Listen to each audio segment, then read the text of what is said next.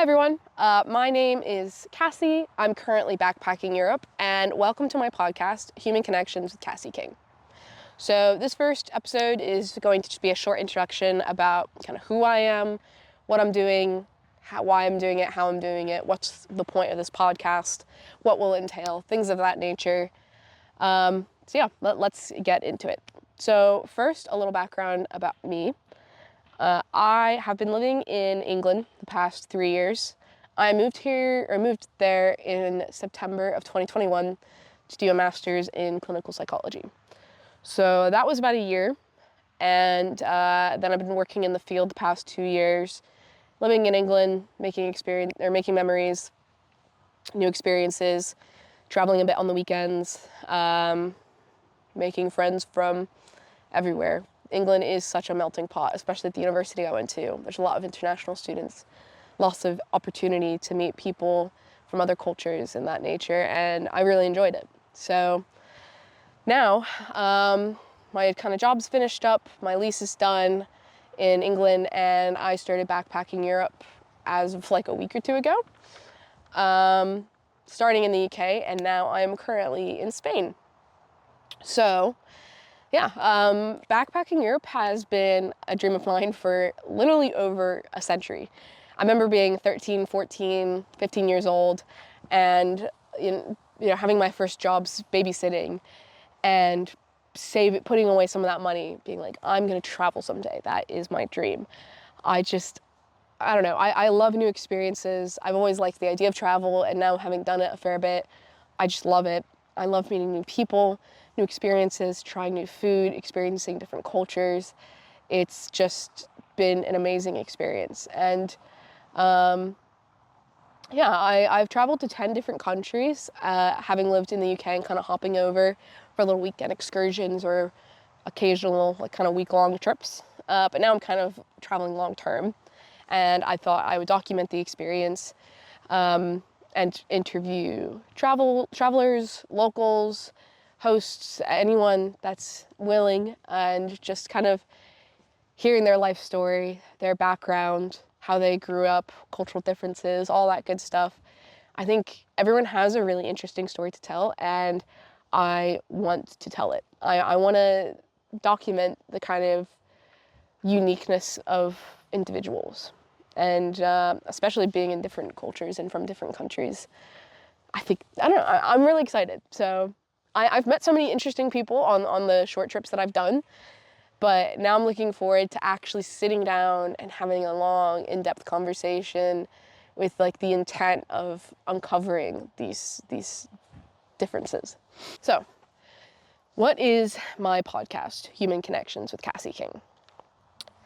I'm making this podcast because I think that connecting with others is one of the world's greatest gifts. And maybe that's cliche. It sounds cliche, but I don't know. That's the psychologist in me, I guess. I love psychology. I love the brain. I love understanding others, and I'm looking forward to kind of meeting others and connecting with others. And sorry, there are flies everywhere in this part of Spain.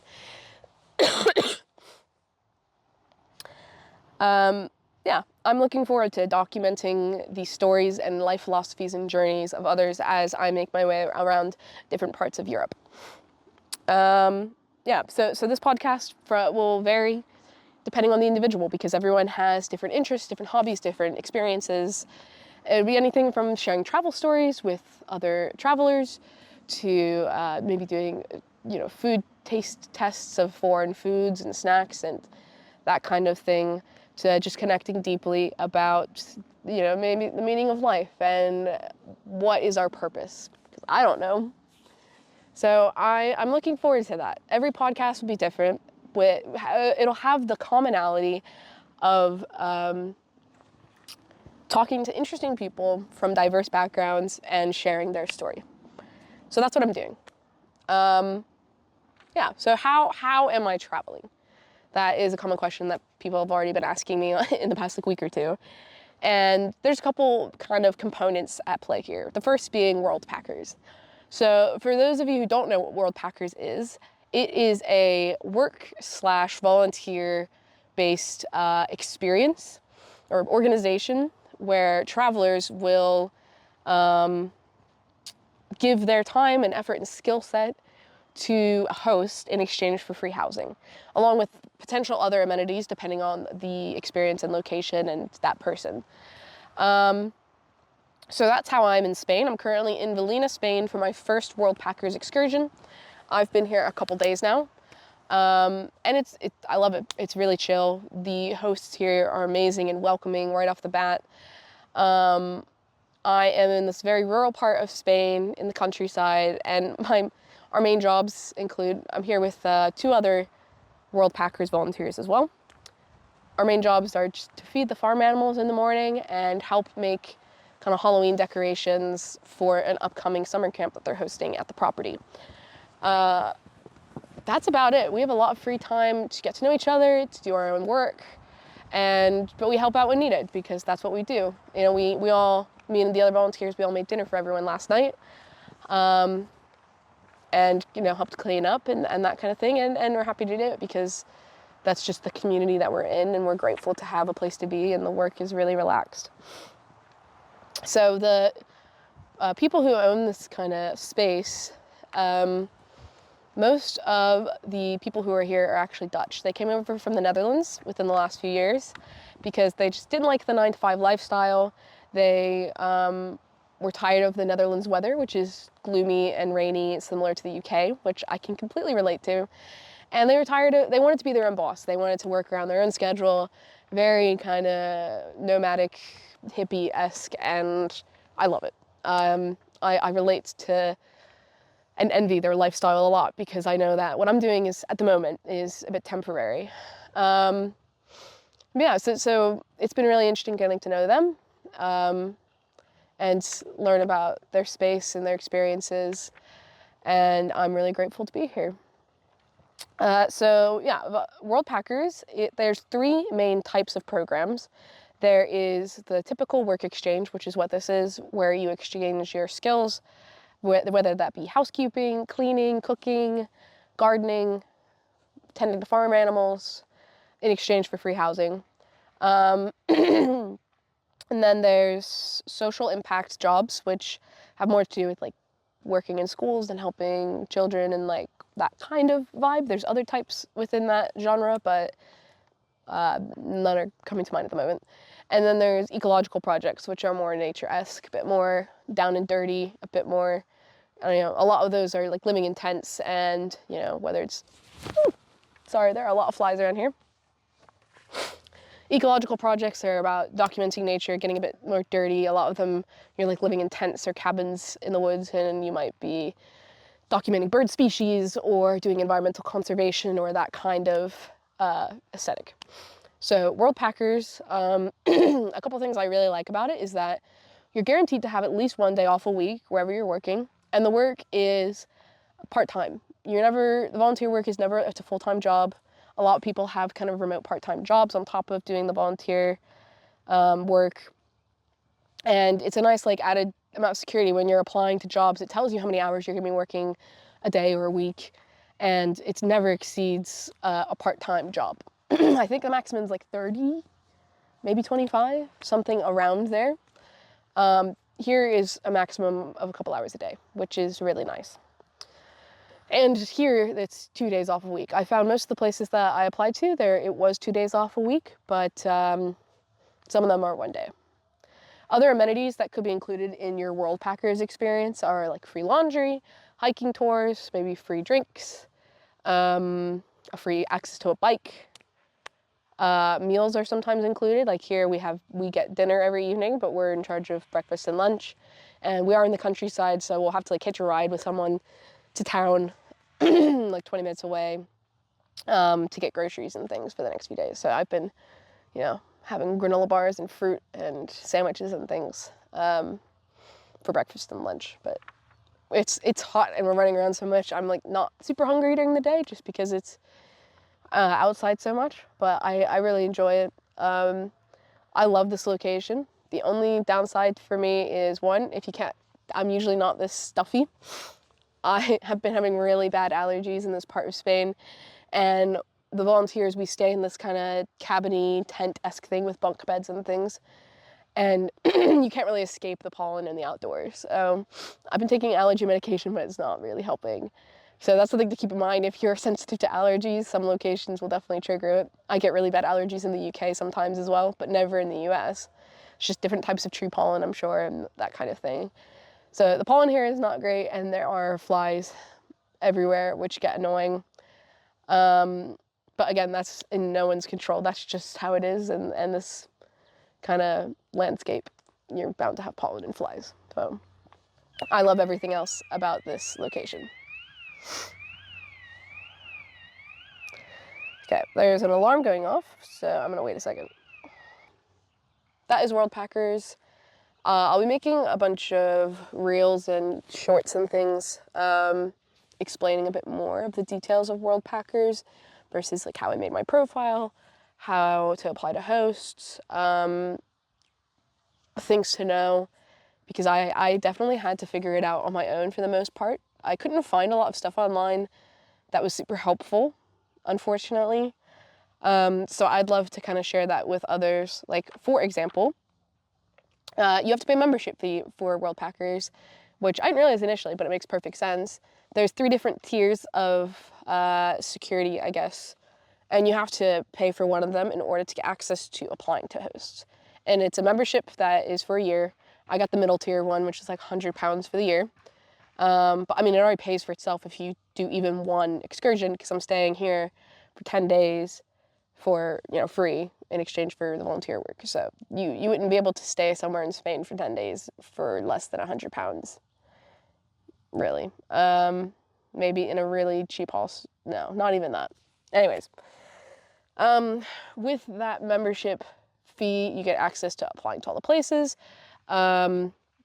You also get benefits such as there's like a security policy. So let's say you show up to a World Packers excursion that is not what it was advertised. Maybe it's having you work full time, or you don't feel safe, or whatever it is. You can reach out to the support team at World Packers, and they will give you an emergency fund to go and leave and find somewhere else to stay until you get sorted, which is really nice. I feel really secure applying to this place, or like through World Packers. You can filter on like how long you want to stay. You can filter on based on country, the types of work that you want to do. What else? The kind of amenities that you want, anything like that.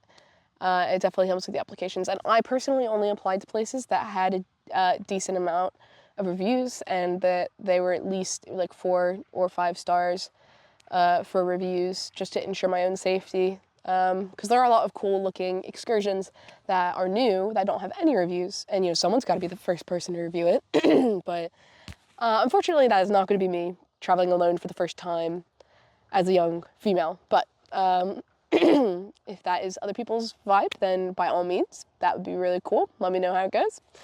So this place had all 5-star reviews, and everyone raved about it. The people being so nice, the food being good, being like just a great place to be, life-changing experience. I'm like, okay, I want to go there.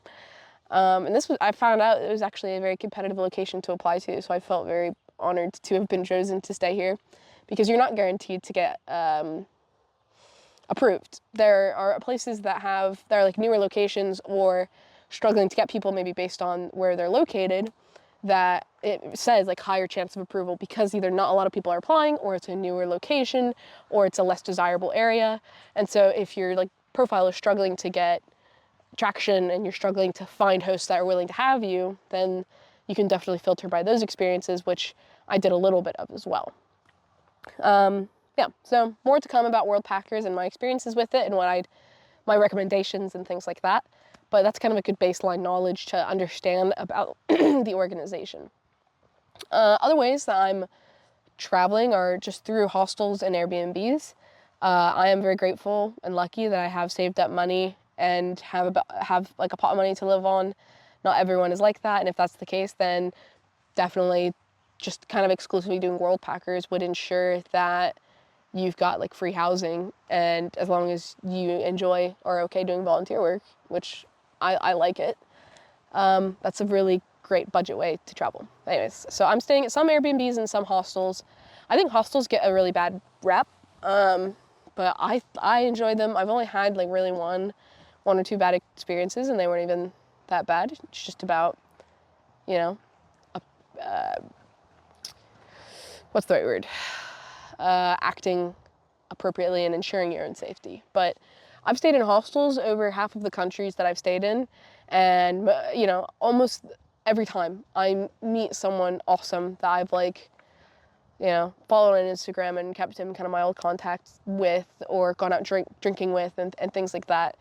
And it's really awesome. One of the last hostels I stayed in, my friend and I, the one I do a lot of my traveling with, he and I went to Brussels, which I didn't really enjoy Brussels, but the people that I met in the hostel were awesome. And we met these two girls from Australia, I believe, and these two guys from Canada, and we all went out drinking. Well, one of the girls didn't come, but anyways, we all went out drinking and got to know each other more, and it was really nice. And like, I love that kind of vibe. That's why I like staying in hostels, as opposed to like Airbnbs, because it's nice having alone time. I value my alone time and privacy a lot, but I wouldn't want to do it all the time. So it just depends on like your personal needs and the kind of traveling that you want to do, how lavish you want it versus how much you want to save money. Do you want to be around people versus not?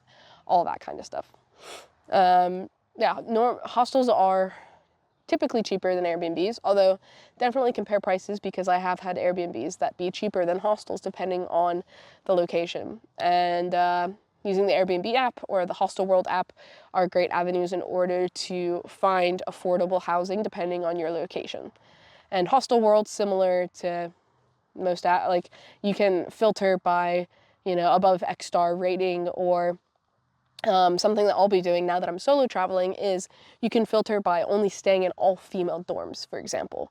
So I prefer staying in co-ed dorms because they're usually a bit more social, but as a security measure for myself traveling alone now, I will only be staying in hostels that are all female, and I can still socialize in public spaces, but at least have the security of being in a small, only female dorm. And typically they're the same price. It's not like they're a lot more expensive or anything like that, because they want to ensure that, you know, their travelers and people that stay there are feeling safe.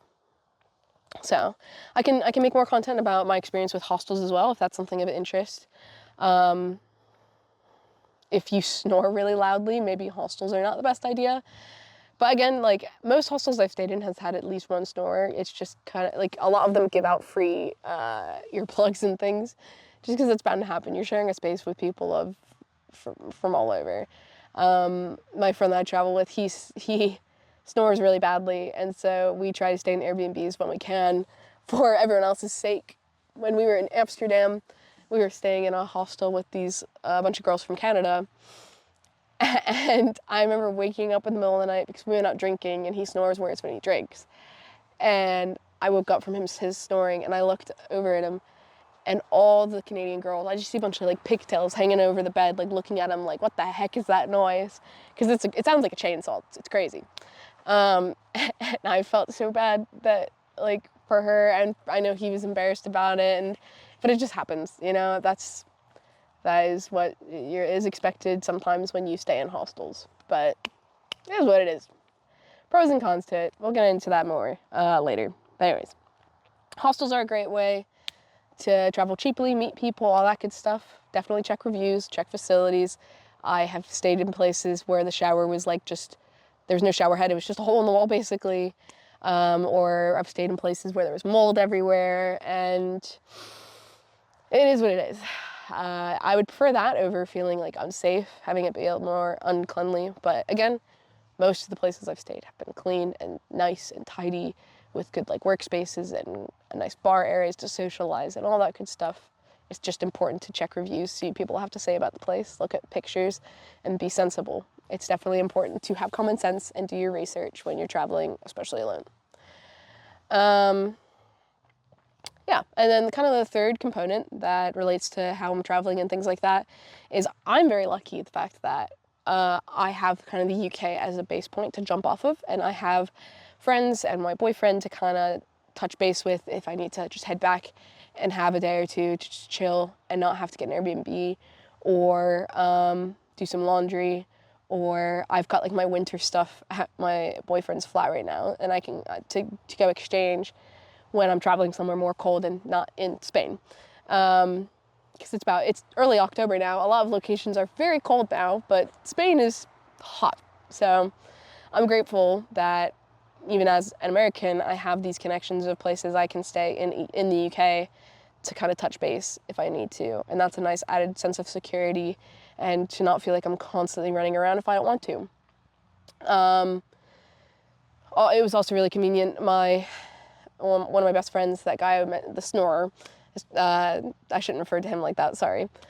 My friend who I travel a lot with, he lives really close to one of the airports that I fly out of, and so before I came to Spain, I crashed on his couch for the night and then got up at like 6 a.m. to leave for my flight, and I'm really grateful that he and his family welcomed me into his home for the night to just kind of crash and do things like that. So I'm in a very ideal situation in my mind, and I feel so grateful to be where I am. I'm literally like, I'm in rural Spain, hammocking, talking to you guys about travel and like living my best life. And I have never been so like stress-free, and I've never felt so much like myself than just kind of vibing. It feels like stressors outside of this place don't exist, which is maybe, I don't know if that's the best thing. It's important to be in check with reality sometimes, but I am really grateful to be here, and I'm grateful to share this kind of journey with you guys. I hope people stick around to watch. So that kind of covers how I'm traveling. That kind of covers how I'm traveling, what I'm doing, what countries am I planning on going to. So like I said, I'm currently in Spain. I'll be doing another World Packers excursion in Portugal in November. I'm hoping to get there a bit early, just to travel around Portugal a bit before I get settled down, because I'll be staying in that location for 2 weeks. Hopefully, it'll be November. I've heard the weather isn't amazing, but it's definitely gonna be better than most of Europe at that point. I'm planning on visiting Ireland at some point while I'm here, just because it's so close to the UK. You can get like 20-pound return flights from London to Dublin. So it's right there. It's cheap. I've never been. It'd be cool to go kind of see over that side of Europe. So definitely going to do that at some point soon. I'm also planning on going to Hungary and Austria, probably the end of this month. And my best friend, I'm just gonna start referring to him by his name, Barkley. Hi, Barkley. He's probably watching this. Him and my friend Louie were talking about going to Austria and Hungary at the end of the month. Barkley's a primary school teacher, so he's got half term at that time. So we're looking at booking something soon for that. That'll be really fun. Never been to either of those places. I'm considering going to Albania, probably some point in the next month or two. The American volunteers that are here, there's a couple that's here from Texas. They're really cool. They just came from Albania for a bit, and they absolutely loved it. And they gave me some recommendations, and I'm really curious about the country. It just seems very different than most of the other parts of Europe, so that would be really cool to check out. Sorry, my allergies are very bad here. I have some reservations. I had some reservations about Albania just because, I mean, upon some initial research, it seems like a relatively safe country, especially as a female, which is a plus. But a lot of parts of Albania, there's like very little English speaking, and I wish I spoke other languages, but unfortunately I do not. And that's always been something that kind of makes me nervous about visiting certain parts of the country, or of Europe. Just being able to navigate it without being able to ask for help. But they said that, you know, ask young people speak English, and that it was navigable. It was just a bit nerve-wracking to get used to. So I think it's important to kind of not limit yourself just from more touristy places that are going to speak English. It's important to put yourself out there as long as you're being safe and sensible. So they kind of have encouraged me to kind of be outside or get outside my own comfort zone and that kind of thing. So that would be cool to do. We'll see. I'm curious about Denmark. I've not been to like any Scandinavian countries, anything up there. The idea of like Sweden or Denmark really interests me. I'll definitely hit one of them up there. There's a guy here who swears by Copenhagen. He loves Copenhagen. So maybe I'd go there. Who knows? Scandinavia, I feel like I need to touch somewhere up there. I think that would be a really interesting area of culture to go see. And hopefully I'll be ending my trip with Scotland. I've always wanted to go to Scotland. I've not been, and I've been living in England the past 3 years, which is silly. And my grandfather is from Scotland, so it'd be nice to kind of touch a bit of roots. I really want to go up to the northern bits of Scotland where you can see the northern lights in the winter, which would be really cool, because I went to Iceland a year or two ago and really wanted to see the northern lights, and our poor bus driver drove around for like 2 hours trying to find them for us, but it's just too cloudy. And I know that, you know, it's a bit hyped up and you can mostly just see it through your phone, but it's such an amazing phenomenon to me, and I would love to see it. So hopefully I get my chance in December in Scotland. And plus there's lovely Christmas markets and things up there. It'll be really pretty. I've heard great things about the area, so that'd be cool to do. That's my plan for my basic plan for travel, and then kind of flying back to the US in mid-December to spend Christmas with my family and finally see them for more than just a week at a time. I'm looking forward to seeing them. I miss my family a lot. I'm really grateful for the experiences I've had the past couple of years. But my visa is expiring, and the UK government has made it very difficult to get a working visa in the UK now.